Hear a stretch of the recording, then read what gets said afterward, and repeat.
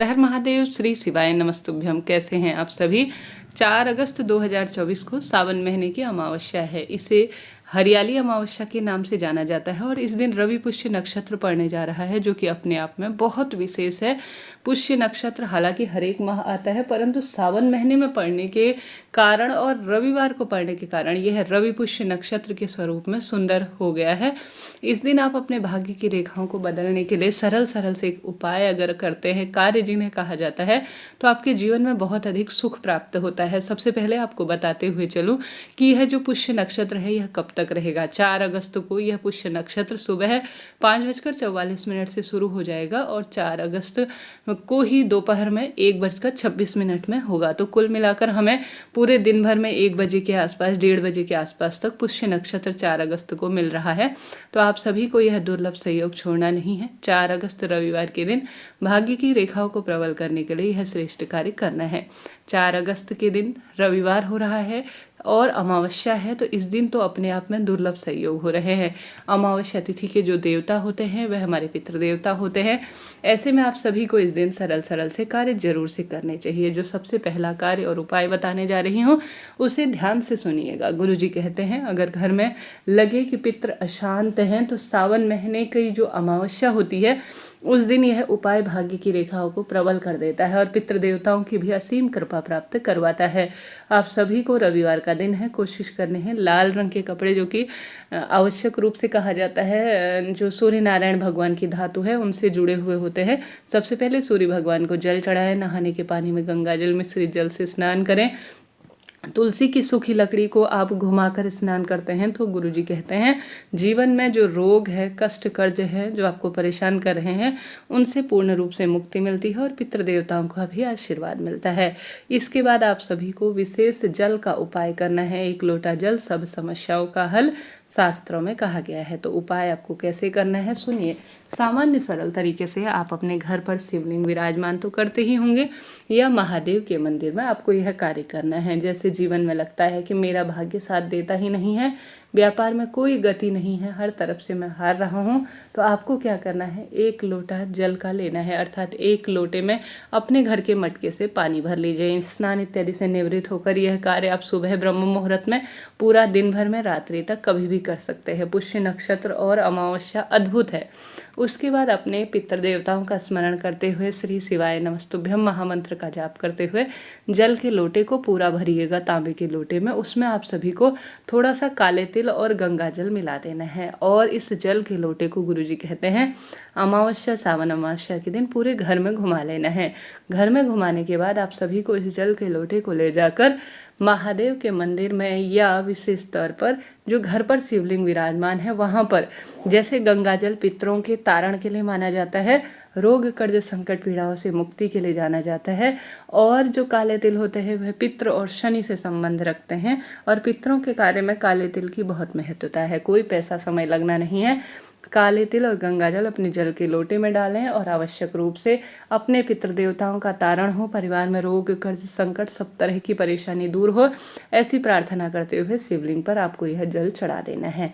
इससे घर की सभी परेशानियों, क्योंकि आपने यह जल का लोटा अपने घर में घुमाया है, पितृ देवताओं का स्मरण किया है और इसमें विशेष वस्तु डाली है, तो कल्याण तो होना ही है। तो प्रथम आपको यह कार्य करना है। जल्दी से सुंदर शब्दों में अपने मन की कामना कहते हुए कमेंट्स बॉक्स में हर हर महादेव या ओम श्री पितृ देवाय नमः या श्री शिवाय नमस्तुभ्यम लिख दीजिए। बढ़ते हैं दूसरे सरल से उपाय की तरफ। अब कोई भी आपके प्रश्न हो कमेंट्स के द्वारा पूछिएगा, सभी सवालों के जवाब आप प्राप्त करेंगे, गलती करने से बचिएगा। आप सभी जानते होंगे पुष्य नक्षत्र के दिन ही यह श्रेष्ठ उपाय किया जाता है। कैसे करें ध्यान से सुनिए। जैसे मैंने शुरू में ही बताया, इस रविवार के दिन अमावस्या है और पुष्य नक्षत्र है, तो पुष्य नक्षत्र में ही यह उपाय किया जाता है। आपको या तो एक पान का पत्ता लेना है या पीपल का झड़ा हुआ पत्ता भी ले सकते हैं। दोनों उपाय गुरुजी ने ही बताया है। एक बार तो गुरुजी कहते हैं पान का पत्ता ले लीजिए, एक उपाय में गुरुजी कहते हैं आप पीपल का पत्ता ले लीजिए। इससे पहले जब मैंने बहुत पहले पुष्य नक्षत्र आया था तो उसमें पीपल का पत्ता बता दिया था, तो कई भक्तजन मुझसे कह रहे थे कि आप झूठ बोल रही है, सभी तो पान का पत्ता बता रहे हैं, आप गलत क्यों बता रहे हैं। बाद में जब सभी को यह बात पता चली तो सभी कह रहे थे दीदी कि यह ठीक है, आप सही कह रहे हैं। तो कोई भी मैं मनगढ़ंत उपाय चैनल पर नहीं बताती हूँ। आप इनकी सत्यता जांचने के लिए गुरुजी की आवाज़ में भी इन उपायों को सुन सकते हैं। विश्वास रखिए, इतने वर्षों से आप मेरे से जुड़े हुए हैं तो आपको गलत जानकारी नहीं मिलेगी। तो आपको पुष्य नक्षत्र के दुर्लभ संयोग में पान का पत्ता मिल जाए तो वह ले लीजिए, नहीं तो पीपल का पत्ता भी ले सकते हैं। बच्चे जिदपन करते हैं, क्रोधी है, उनका व्यक्तित्व प्रभावशाली नहीं है, रोग से जुड़े हुए हैं उनका जीवन, और क्रोधी स्वभाव है, पढ़ाई पे बिल्कुल मन नहीं लगता, हर तरफ से बच्चे हार रहे हैं, तो या तो शिव मंदिर चले जाइए। परंतु शिव मंदिर कीचड़ की स्थिति है, काफ़ी दूर परिस्थितियाँ विपरीत है, नहीं जा सकते हैं, तो कोई दिक्कत नहीं। अगर आपके बच्चे यह कार्य कर ले आपके साथ जाकर तो यह कहना ही क्या, नहीं करते हैं तो सिर्फ उनका नाम गोत्र बोल सकते हैं और उस पत्ते पर स्पर्श करा लेंगे तो भी यह पर्याप्त रहेगा और आप उपाय कर लीजिएगा। ठीक है, आप सभी को लेना है चंदन। अब चंदन आप पीला चंदन लीजिए, लाल चंदन लीजिए, आपकी इच्छा है, जैसा भी चंदन है वह चंदन ले लीजिए। आप सभी को विशेष तौर पर इन्हें आवश्यक रूप से एक थाली में रख लेना है। सबसे पहले आप शिवलिंग के पास, घर के मंदिर में भी कर सकते हैं, मंदिर जाते हैं तो कहना ही क्या, शिवलिंग पर सबसे पहले जल का लोटा समर्पित करें। उसके बाद गोल बत्ती का घी का दीपक लगाएं। फिर आप सभी को जो पत्ता लिया है उसमें 3 बिंदियां लगाएं। पहली वाली जो बिंदी होगी वह माता सरस्वती के नाम की होंगी, जो कि बुद्धि को स्थिर करती हैं, प्रभर करती हैं और रोग संकट कष्ट पीड़ा से मुक्ति मिलती है। तो आप जो पान का पत्ता लेंगे सबसे पहला उसमें सरस्वती मैया के नाम की एक बिंदी लगाएंगे, दूसरी चंदन की बिंदी माता पार्वती और तीसरी महादेव के नाम की लगाएंगे। कुल मिलाकर 3 जो है बिंदियाँ लगानी हैं। 3 देवताओं का स्मरण करते हुए, 2 देवी हैं 1 देवता है, और इसे शिवलिंग पर आपको चढ़ा देना है। पुष्य नक्षत्र का स्मरण करें, जिसके लिए यह प्रतियोगी परीक्षा में उन्नति के लिए ट्रांसफर कर रहे हैं उसके लिए उसका नाम गोत्र बोलिएगा। काम होगा, इस बात की गारंटी है। परिवार में आने वाली विपदा भी इससे दूर होना शुरू हो जाएंगी। जीवन में हार रहे हैं, दुख पा रहे हैं, कष्ट कर्ज में हैं और हर तरफ से हार रहे हैं, तो इस सरल से उपाय को करने में कोई दोष नहीं है, करके देखिएगा, लाभ मिलेगा। तो मैंने 2 उपाय आपसे साझा किए। बढ़ते हैं तीसरे उपाय की तरफ, जिसमें गुरुजी कहते हैं हरियाली अमावस्या है, आपको कोशिश करनी चाहिए आप ज़्यादा से ज़्यादा पेड़ लगाएं। कहा जाता है इस दिन, हरियाली अमावस्या के दिन पेड़ ज़्यादा से ज़्यादा लगाने चाहिए। आप अशोक का, आम का, पीपल का, बड़ का, बेलपत्र का कोई सा भी पौधा अपने मंदिर परिसर में, प्रांगण में लगा दीजिए। घर पर आप बेलपत्र लगा सकते हैं। इस दिन कोई भी शुभ पेड़ घर पर लाकर या किसी मंदिर प्रांगण में लगाना शुभ सूचक होता है और पितृदोष को भी दूर करता है, रोग संकट पीड़ा से भी इससे मुक्ति मिल जाती है। करके देखिएगा, आपको इससे बहुत अधिक सुख मिलेगा, लाभ मिलेगा।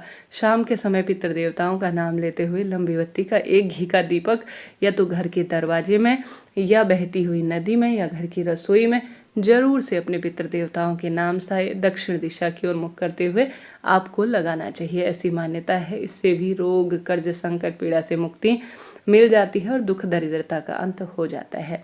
108 गेहूं के दाने, अगर आप, जैसे सावन महीना है, पुष्य नक्षत्र है, रविवार का दिन है, 108 की संख्या में कहा जाता है, कुछ भी सावन महीने में जरूर से शिवलिंग में चढ़ाएं। तो इस दिन गेहूं के दाने चढ़ाते हैं तो रवि ग्रह इससे मजबूत होता है, सूर्य ग्रह की कुंडली में स्थिति मजबूत होती है और महादेव की कृपा मिलती है। गेहूं के 108 दाने अद्भुत सुख प्रदान करते हैं, रोग संकट कष्ट पीड़ा से मुक्ति मिलती है और जीवन में समृद्धि आती है, बरकत होती है, खुशियाँ होती है और हर तरफ से परिवार इसका सुख प्राप्त करता है। जीवन में हार नहीं होती है और हर स्वरूप में उन्नति मिलती है, कष्ट संकट पीड़ा से मुक्ति मिलती है। तो कोई ना कोई श्रेष्ठ कार्य उपाय इन वीडियो को देखकर, इन उपायों को देखकर करने का प्रयत्न करें। जीवन में हारेंगे नहीं। सावन महीने की अमावस्या कोई साधारण नहीं है। महादेव भूत भविष्य वर्तमान के कारक है और हर स्वरूप में सुख प्रदान करने वाले हैं। तो आप भी कोई ना कोई सुख चाहने के उपाय कीजिएगा, लाभ मिलेगा। हर हर महादेव।